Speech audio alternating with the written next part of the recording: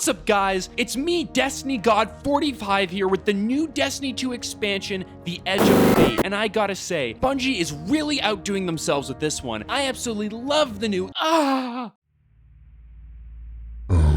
my sweet Santa boy. I love it when you whimper. Please, Master Truman, I've read the lines over and over again. Can I please have my 50,000 silver? Read the lines first, then Pete and I will discuss it. Okay, fine, I'll do it. As long as I can get the new Vex armor and the new shaders in the Eververse shop. Good boy.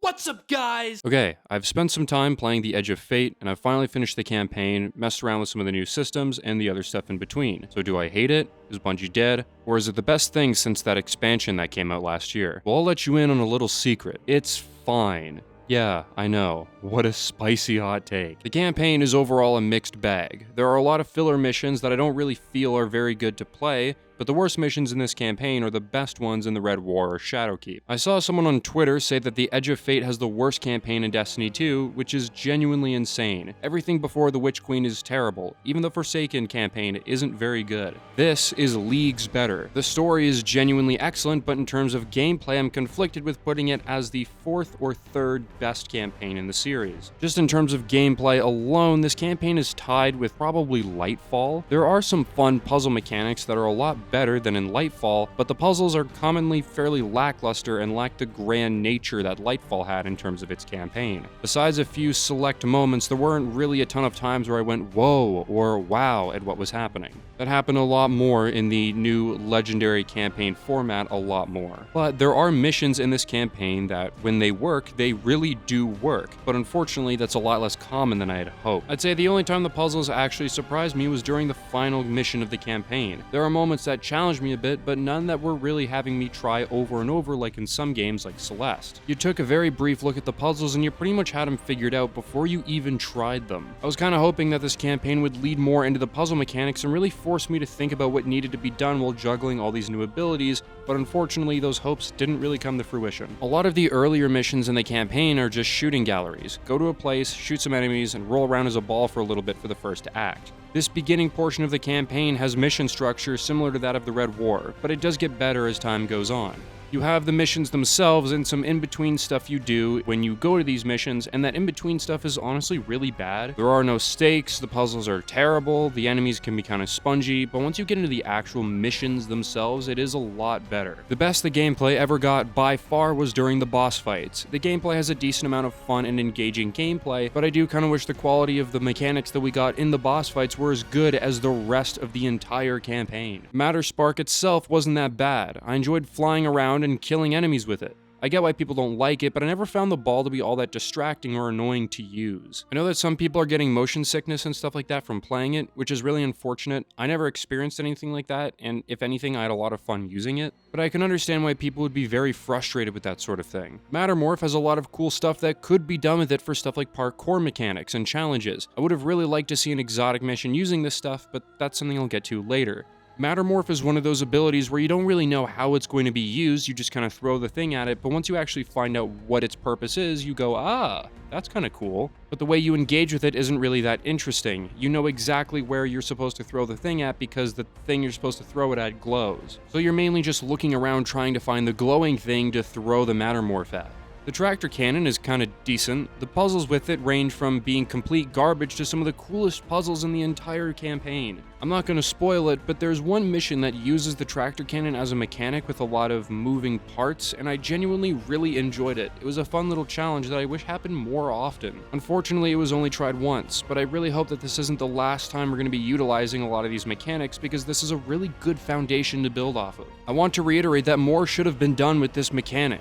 Far too often, the solution to the mechanic is find the origin point to shoot it. There are these little satellite things that are supposed to be turned around to adjust where you're supposed to fire these things, but this is like Skylanders Giants mechanics. I really wish that there was supposed to be something where while you're under pressure being shot at, you have to align all these different satellites to get it to shoot in the correct spot, and have some sort of penalty where if it shoots a certain thing, it summons a bunch of enemies if the satellites aren't aligned correctly. It's simple, yes, I know, but these are what changed these mechanics from being okay to really fun to play with. These new mechanics should really benefit from being built upon if they had more interesting ways to use them. I really hope that we get some content that really takes advantage of this, but until we get there, I'm just kind of underwhelmed by it overall. It's not a bad try though, and I'm not trying to advocate for Bungie to stop doing stuff like this. I think they should continue to try and do interesting stuff like this, just make it a bit more fleshed out. I'm gonna be completely honest, I went into the story with pure apathy. I was expecting some subpar story with some cringe dialogue and moments that felt boring and contrived. I was thankfully surprised by just how good this campaign was. The story elements are really interesting, the characters are great, and the plot as it unravels as the beginning of this new saga is fucking excellent. It really feels like for the longest time, this Light and Darkness saga has been more of an anchor rather than a clear story path. For the past 10 years, the story was thrown together with used gum and toothpicks. If we really take a look at it without our shit-colored glasses at the Light and Darkness saga as a whole, it's pretty bad. This intro is not only more interesting, but is better written, and I would argue what Destiny is supposed to be about in the first place. The Light and Darkness saga didn't really have a direction for the longest time. We were kind of just meandering around until the big Megamind appeared one day. And even then, it felt incredibly underdeveloped the entire time. It's likely because they didn't fucking plan this shit, and they were just kind of making it up as they went along. But now that Bungie has been able to plan out a brand new story, this is going to go together a lot better. The Light and Darkness saga had no connection to the name of the series, Destiny. It was just kind of a thing that was there. This story really does seem like it's supposed to be about Destiny, not the name of the game, the word. Destiny. A story about a conflict with the Nine literally works into the game's fucking name. We are determining our destiny against those who control time and space. It's great, and I'm really excited to see where it goes next. Lodi is a really great character. He feels like a real person from the real world dropped into the world of Destiny. His lines and delivery work in ways that made me laugh, and his reaction to multiple things throughout this series that we just kind of see as normal is honestly really refreshing. Ikora has and continues to be a character that I don't care much about. Bungie constantly pushes her as this badass character, but she's just too boring for me to really care about her. Although I will say, this is the most interesting character development her character has ever gotten. While I'm not sold on her character, I'm most certainly more interested and willing to hear Bungie out a lot more than I was prior. Drifter is good, but he could have been better, and Orin is pretty good as well. I like Orin's voice. It's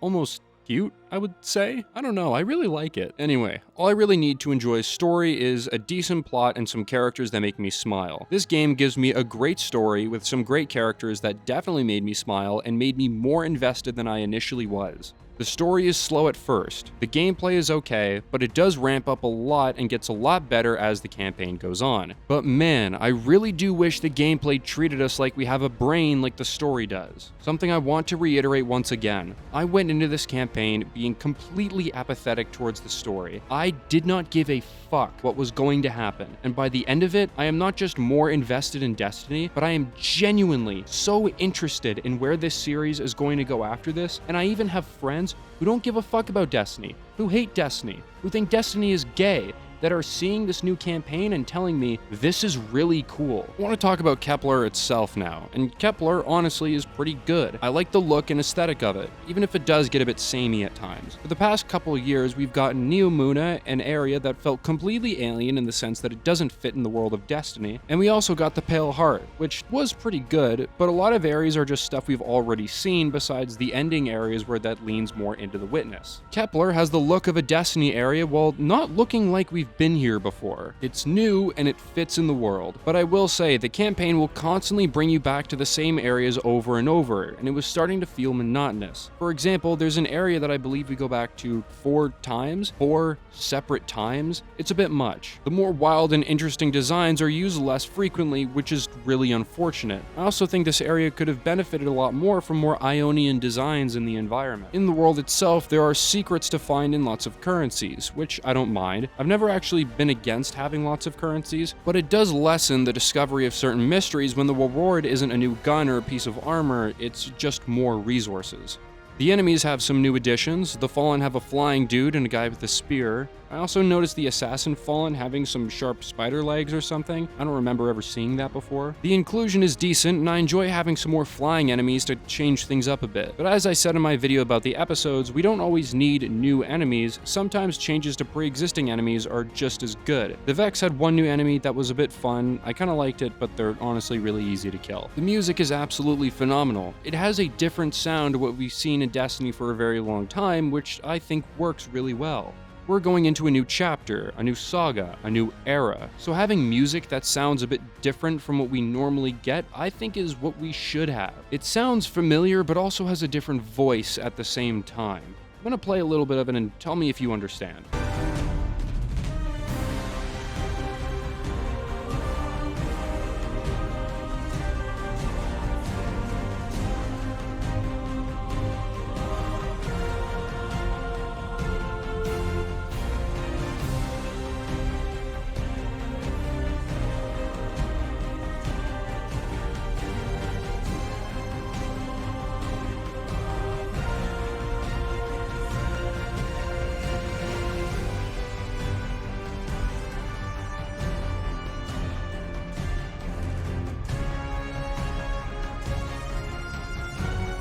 The gear in this expansion is also pretty fun as well. The armor looks pretty damn good as per usual, but the weapons are also a huge highlight here. We actually have a decent amount of brand new weapon models, which is a first for Destiny, because we've barely gotten any new weapon models in the past 2 fucking years. We have gotten more brand new weapon models in this fucking release of the Edge of Fate than we got in both Lightfall and the Final Shape combined. Not only that, but the weapons in terms of gameplay are a lot of fun. I like the origin trait that's on the new Kepler weapons. You aim down sights and hold it down for a bit, and you can fire a little rocket that comes from your weapon. It takes a weapon like the shotgun, for example, that's a very close range option and allows you to do a bit of damage from a longer range. I like it. The portal is the new location that Bungie wants everyone to go to, and it's fine, I guess. Solo ops are fairly good. They just seem like some short missions that are basically Destiny 1 strikes, but shorter and much easier, which is fine. I kind of assumed the worst, and I thought solo ops was just going to be lost sectors or something, and I'm glad it's not that. I would like to see older content get expanded on here, like getting the Shattered Realm from Season of the Lost or the missions from Season of the Haunted. But the missions on their own are fine. I just really hope these, 9 that we get, aren't all of them. I hope there are more than this. Flyer Team Ops seems pretty standard. Pinnacle Ops are a shit show with stuff being disabled, and it's something we'll talk about in a little bit. And Crucible seems the same as it always has. I have an interview with a top 1% PvP player that comes out next week. Subscribe if you want to be notified for that when it drops if you're interested. Being able to select different modifiers is the coolest system ever. I genuinely love this, and it's one of my favorite new additions for this new content. I feel like on the higher difficulties, this could keep those activities fresh for longer if you're constantly changing the modifiers tied to the mission. This genuinely made me smile, and I kinda geeked out a little bit on stream. 10 out of 10. During the campaign, there are tons of quests that you can play that unlock after completing certain missions within the campaign. I was seeing so many that I was kinda getting overwhelmed in a good way. But after playing a couple of them, they're not even Destiny 2 quests. They're more like find 9 chess pieces for the Drifter in a general area that's also highlighted on your map. They're honestly pretty terrible, and I was disappointed by these since I was hoping that there would be some dialogue, some killing enemies, and maybe doing a small little story thing that would have been more interesting than this. While I'm still going to do all of them, and maybe the ones I've done are the exceptions and the rest are good, I'm skeptical to their overall quality. The expansion activity is also here, and yet again, it is another patrol, shoot a bunch of enemies in different areas type activity. Not nearly as good as Wellspring, but it's still better than whatever the fuck that thing was in Lightfall. The enemies here are fairly spongy, but I see myself running this quite a few times before I get pretty sick of it. I was kind of hoping that there would be a focus on this activity to get great loot. Instead, they've been going insane doing Encore before it was disabled. Which, by the way, the amount of bugs that I've been seeing non-stop on places like Twitter is kind of fucking insane. I haven't been seeing a lot of the bugs myself. My experience has been pretty bug-free, but oh my fucking god. We are really seeing what it's like for Bungie not to have a QA team. All I can really say is, good job, Bungie. You fired the fucking people that are supposed to make your game run smoother. You guys are retarded. I can't help but feel like the offering of content feels really light right now. I understand it's only week 1, but the final shape gave us lots to do in the first week we just weren't ready to do yet. But as far as I know, we have no confirmed new strikes, no PvP maps, and not even a single seasonal activity to speak of. I don't understand why Bungie couldn't just take Destiny 1 PvP maps and put a new coat of paint on them. They could just change up a few things and call it a new map for the expansion, and I don't think people would complain all that much, considering it's at least a new map being added to the game. Like, I don't know why Bungie doesn't just take Skyline or Black Shield and put some Kepler paint on them. People wouldn't be against it. I mean, like, maybe Darkside Royalty would complain, but we can accept that. I also don't understand why Bungie is so against making simple strikes. Not every strike has to be some crazy new mechanic to add to it. Why not have 3 Destiny 1 style strikes that are just shooting things, but add some sort of new mechanic to the boss fight? Maybe Mattermorph used to create a platform and bank an energy ball after killing a certain enemy to damage the boss. Or fighting a boss that goes into different rooms and the only way to open the door is aligning a set of satellites using the tractor cannon. We're not asking for something amazing, we're asking for some amount of content. Right now, I would take 3 okay strikes that all have something unique to them over 1 good strike or none at all. Maybe there will be more content when the seasonal stuff drops, but we've literally heard nothing about it. It has been radio silence. The new tier system seems like it's going to be annoying at first, but eventually will get a lot better when we not only have a better understanding of it, but so does Bungie. Because it really does seem like Bungie is trying to figure out these systems that they create as they're going on, instead of, having them figured out when they release them. The armor system doesn't seem as bad as anyone thought it was going to be, and I'm excited to try some new things and see what works and what doesn't. I'd like there's some sort of grind associated with getting tier 5 loot, but fucking please, Bungie, you can't have us reset our power twice a fucking year to get tier 5 loot when it's taking such a long time to actually get this stuff. I know that there are like 1% of people that already still have a piece of tier 5 armor or a tier 5 weapon. But not just for the casual player, but for the average player who plays the game a decent amount, it's gonna be a fucking grind and a half just to get a set of tier 5 armor, only for us to be able to use it for a few weeks, and then the season is gonna reset. I also find it really fucking annoying that the new season pass that we get has 150 levels in which the season pass expires in 56 days. Bungie really took the criticism that people have for FOMO in this game and said, you know what, we're gonna crank it up to 50. It's fucking scummy, and I don't know why Bungie can't just let us keep the entire reward track for the entire season. I don't know why it has to go away when so many other games are doing this more and more, where you can keep going back to the same reward track and just finish it at your own pace. There are so many weird decisions that are being made that I don't understand, but fuck, it is what it is. That's all I can really say. So those are my initial thoughts on the Edge of Fate. There's likely some stuff I missed, but maybe a follow-up video or something like that will be in order. I'm not sure yet. Let me know what you thought of the new expansion in the comments. I'm seeing a lot of mixed results across the board, but people seem to love the new story, that's for sure. Anyway, thank you all so much for watching. All the support is very much appreciated. Thank you to the humble merchants bankrolling my videos, such as Lantern, Mary, and the God Pharaoh's Raven. Your support means a lot. Have a good day, everyone. Bye.